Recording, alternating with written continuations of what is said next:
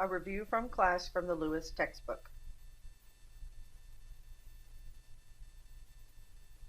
Immunity is a state of responsiveness to foreign substances such as microorganisms and tumor proteins. It serves three functions: defense, homeostasis, and surveillance. In defense, the body protects against invasion by microorganisms and prevents the development of infection by attacking foreign antigens and pathogens. Homeostasis is damaged cellular substances are digested and removed. Through this mechanism, the body's different cell types remain uniform and unchanged. Surveillance is that mutations continually arise in the body, but are normally recognized as foreign cells and destroyed. Innate is present at birth. It involves nonspecific response, and neutrophils and monocytes are the primary white blood cells involved. Innate immunity is not antigen specific, so it can respond within minutes to an invading microorganism without prior exposure to that organism. It literally is the first-line defense against pathogens. Active acquired immunity is developed. It results from the invasion of the body by foreign substances, such as microorganisms, and subsequent development of antibodies and sensitized lymphocytes. With each reinvasion of the microorganism, the body responds more rapidly and vigorously to fight off the invader. Active acquired immunity may result naturally from a disease or artificially through immunization with a less virulent antigen. Because antibodies are synthesized, immunity takes time to develop, but it is long-lasting.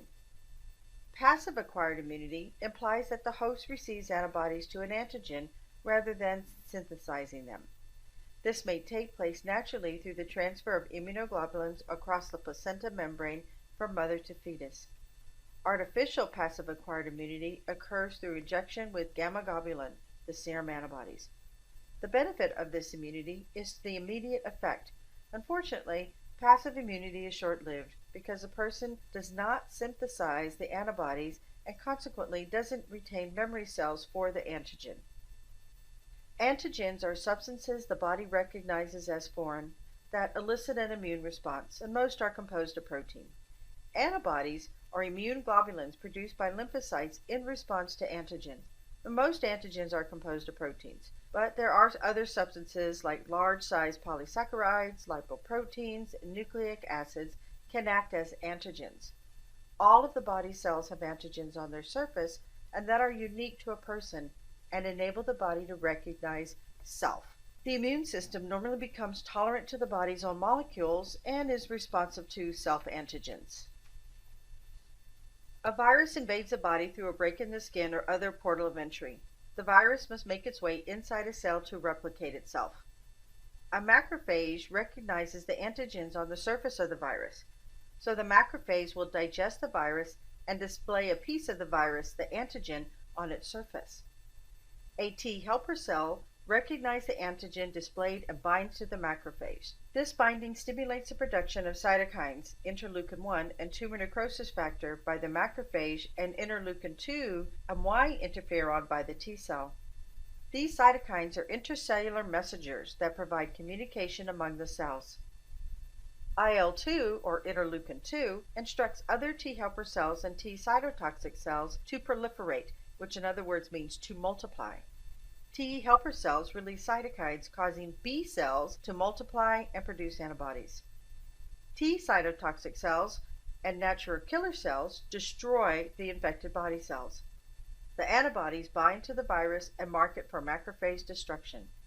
Memory B and T cells remain behind to quickly respond if the same virus attacks again. Lymphocytes are produced in the bone marrow and eventually migrate to the peripheral organs. The thymus then is involved in the differentiation and maturation of T lymphocytes and is essential for cell-mediated immunity response. During childhood, the thymus is large and it shrinks with age, and in an older person, the thymus is a collection of reticular fibers, lymphocytes, and connective tissue. The bone marrow produces red blood cells, white blood cells, and platelets, and the peripheral lymphoid organs are lymph nodes, tonsils, spleen, and the lymphoid tissues associated with the gut, genitals, bronchi, and skin. Mononuclear phagocytes include monocytes in the blood and macrophages found throughout the body. They capture, process, and present antigens to lymphocytes to initiate an immune response. They capture antigens by phagocytosis. The cells involved in an immune response include the mononuclear phagocytes, the lymphocytes, and the dendritic cells. Mononuclear phagocytes do have a critical role in the immune system. After capture, the macrophage-bound antigen, which is highly immunogenic, is presented to the circulating T or B lymphocytes, and this triggers an immune response. The difference between the two is that the B cells attack invaders outside the cell, while the T cells attack invaders inside the cell. The dendritic cells are important in activating the immune response. They capture antigens at sites of contact with the external environment and transport an antigen until it encounters a T cell with specificity for the antigen. The dendritic cells make up a system of cells that are important to the immune system, especially the cell-mediated immune response. They have an atypical shape with extensive dendritic processes that form and retract. They are found in many places in the body, including the skin, where they are called Langerhans cells, and the lining of the nose, lungs, stomach, and intestine. Cytokines instruct cells to alter their proliferation, differentiation, secretion, or activity. The immune response involves complex interactions of T cells, B cells, monocytes, and neutrophils. These interactions depend on the cytokines that act as messengers among the cell types. Cytokines can have detrimental effects, such as those seen in chronic inflammatory autoimmune diseases and sepsis. Cytokines such as erythropoietin, colony-stimulating factors, interferons, interleukin-2 are used clinically to stimulate hematopoiesis and stimulate the bone marrow to make white blood cells and treat various malignancies. The cytokine types are interleukins, interferons, tumor necrosis factor, colony-stimulating factors, and erythropoietin. The clinical uses of erythropoietin you see like an epigen, Procrit, and it's used for anemia of chronic cancer and chemotherapy. Interleukin-1 augments the immune response. It is an inflammatory mediator, promotes maturation and clonal expansion of B cells, enhances activity of natural killer cells, activates T cells and macrophages, and a clinical use for interleukin-1 receptor antagonist, Kineret, is for rheumatoid arthritis. Interleukin-2 produces proliferation and differentiation of the T cells. It activates the T cells, the non-killer cells, and macrophages, and it stimulates release of other cytokines. The clinical uses for IL-2, aldesleukin, which is proleukin, and it's used for metastatic renal cell carcinoma, metastatic melanoma, and stimulates hematopoiesis in bone marrow. Interleukin-3 is a multi-colony stimulating factor. It's hemopoietic growth factor for hemopoietic precursor cells. Interleukin-4 is B cell growth factor. It stimulates proliferation and differentiation of B cells, and it stimulates growth of mast cells. Interleukin-5 is B cell growth and differentiation. Promotes growth and differentiation of eosinophils. Interleukin-6 is T and B cell growth factor. Enhances inflammatory response, stimulates antibody secretion, promotes differentiation of B cells into plasma cells. It also induces fever and a synergistic effect with interleukin-1 and tumor necrosis factor. When a virus attacks a cell, the cell begins to synthesize viral DNA and interferon. Interferon serves as an intercellular messenger, and it induces the production of antiviral proteins.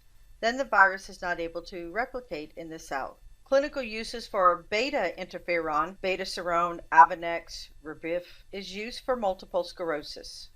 Tumor necrosis factor activates macrophages and granulocytes.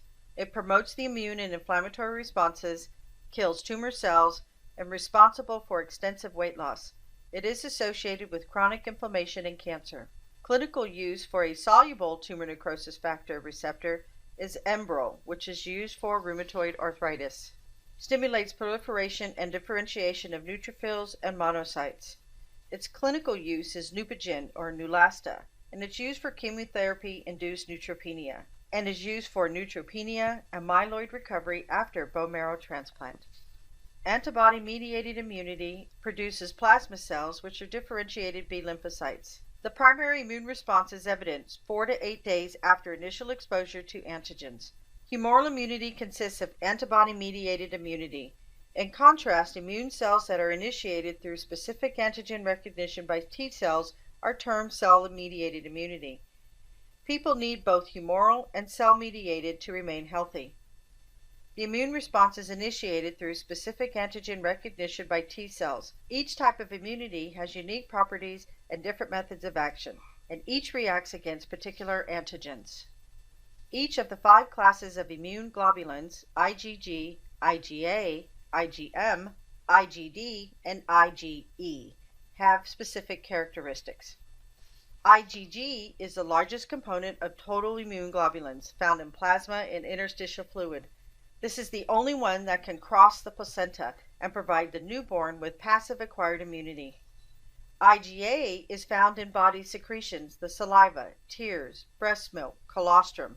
It lines the mucous membranes. Breastfeeding is an example of passive immunity.